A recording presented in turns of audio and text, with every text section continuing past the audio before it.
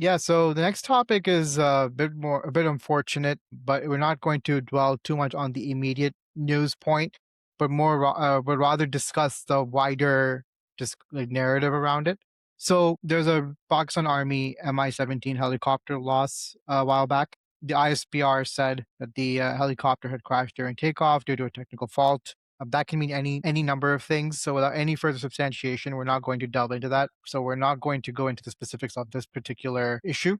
However, I think it's worth sort of broadening things out a little bit in the sense that, what's happening with Pakistan Army Aviation. I do think, my perspective is that the Army Aviation Corps has been somewhat, I don't want to say neglected, but rather I think it's just that General Headquarters hasn't quite figured out where to place Army Aviation, right, as a force. So if you look at the history of Army Aviation, you'll notice that a lot of their biggest growth periods had come when there was an availability of both external military aid and impetus in terms of counterinsurgency and counterterrorism operations. So the first big move towards building the Army's helicopter capabilities happened around in the 1970s, following a counterinsurgency operation in Balochistan, where Iran had loaned out a number of its helicopters, including apparently I think some Cobras as well. And from there, the Army Aviation was quite impressed with the capability and had pressed GHQ to essentially start acquiring similar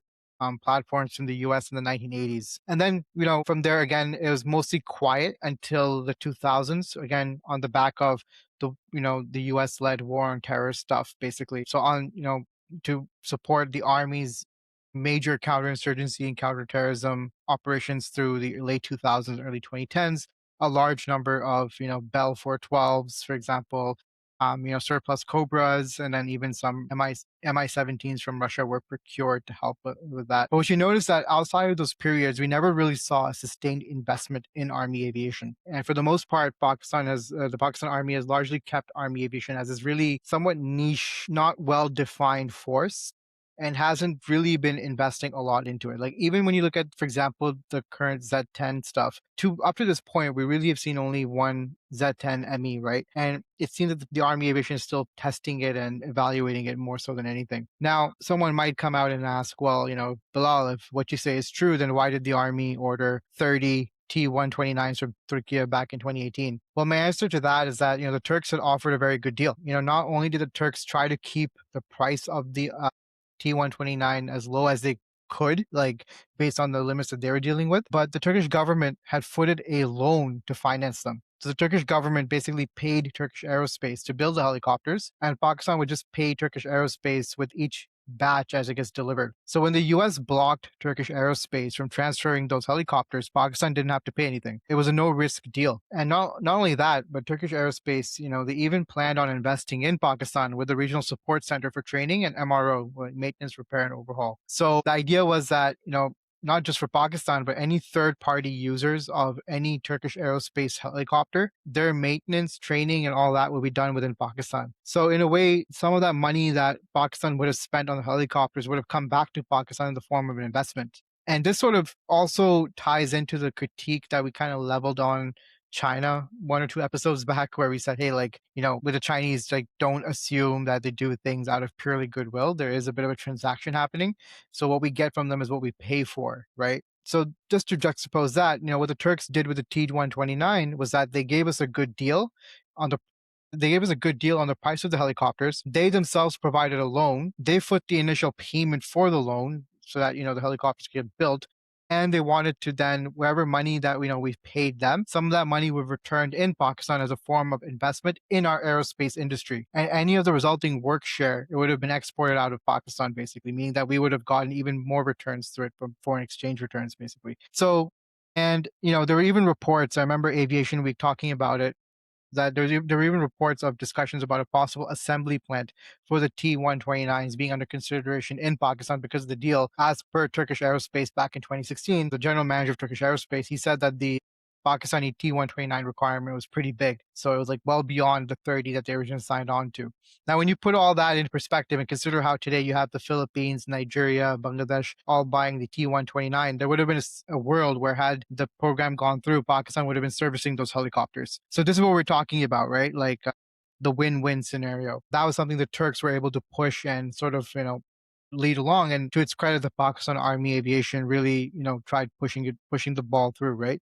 But unfortunately, without either the American approvals for the engines or the Americans cutting off the aid money, which would have been used to finance the one Zeds, you notice a very consistent trend that GHQ doesn't seem to prioritize national funding towards Army aviation, right? So during this period, in the last few years, a lot of the funding went into things like the VT-4 tank or the Haider program or the SH-15 howitzer. So now that's on attack helicopters. Now you can imagine what's happening with transport helicopters. And I mean, again, as I'll just repeat it, it just kind of boils down to GHQ just not quite figuring out where and how to use Army aviation. Yeah, I'm going to miss a few key points, but the point being is that, look, at the end of the day, Army aviation, it grew on the top of counterinsurgency and counterterrorism, and they never really grew out of that role, right? The Army headquarters just didn't imagine a bigger role for Army aviation. Now, I could be wrong. Maybe now it's different, but at least until up to this point, it seemed that they're just kind of still within that old traditional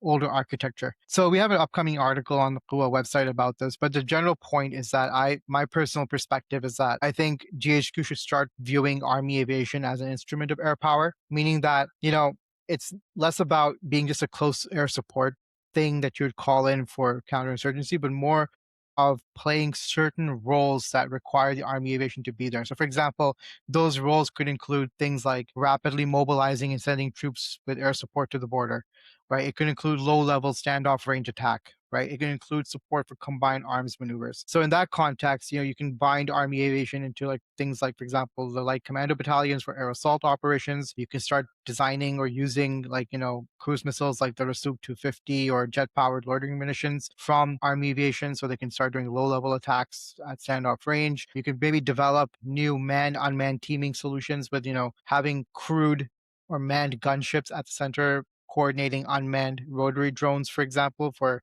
anti-armor, anti-infantry operations.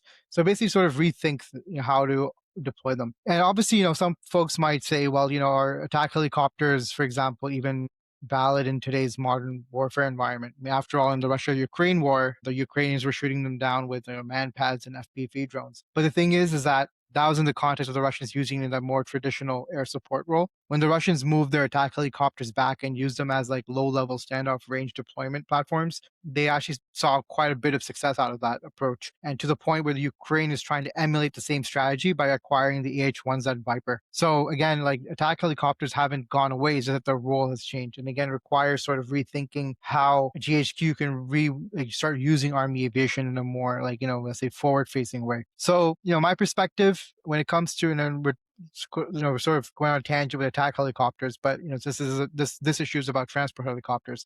My perspective, and I think our readers and listeners always know this, is that I love scaling. So scale matters. And I think one of the challenges that the Army aviation has right now is that they have like multiple different platforms. Like you have the Puma, you have the Bell 412, you have I think some UH-1s kicking around. You obviously have the Mi-17, Mi-171s. And there's, although on paper they have like there are different size categories, they sometimes seem to take on overlapping roles.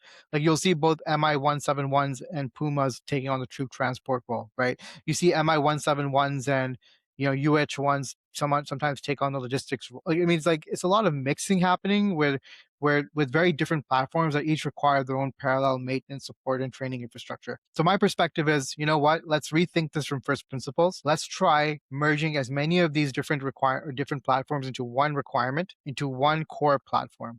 And I think, you generally settle on a 9 to 10 ton utility platform, similar in size to like the Blackhawk, for example, or the AW149, or if you want a Chinese example, like the Z20. Just think of the way the PAF replaced the A5s, F7Ps, and many Mirages with the JF-17. It's the same idea. You'd want to consolidate these multiple different platforms into one, so that you can generate a consolidated requirement, right, which you can start leveraging. So in this case, you would have a requirement from like 100 to 150 helicopters all right off the bat. And why is that number important? Well, when you start going to the negotiating table, you have like a real number to play with now, right? You're going in as a potential customer for 100 to 150 units spread over 10 to 15, 20 years. Not mind blowing, but still a good number is going to catch the attention of the OEM.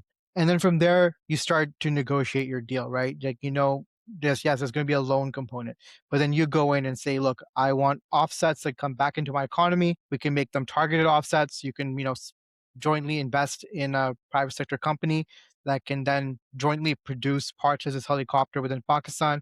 I don't care about final assembly. I'm not here to showboat or or like sell my population on some story. What I want is a certain percentage of the parts of the value being re-exported out of Pakistan. So I want to integrate the Pakistani aviation industry or aerospace industry into the wider supply chain, and that's what this helicopter purchase is going to be about. In addition to our operational requirements, and if you really want to stretch things, you try to bring in the Air Force and Navy into this. Like the Navy still has an outstanding utility helicopter or multi-mission helicopter requirement. I think interestingly, again, the Navy has a similar issue, like not similar, but the Navy has been depending a lot on a Sea King. So to even to consider replacing a Sea King class helicopter, you might actually need like a 9 to 10 ton platform. So if you can bring in the Navy and to the extent the Air Force, the private sector, the government services, the Ministry of Interior, bring in all these guys, you might have a requirement for 150 to 200 helicopters now, right? And now that puts you on the map for sure with potential OEMs, and that gives you a lot of leverage to sort of negotiate a good deal that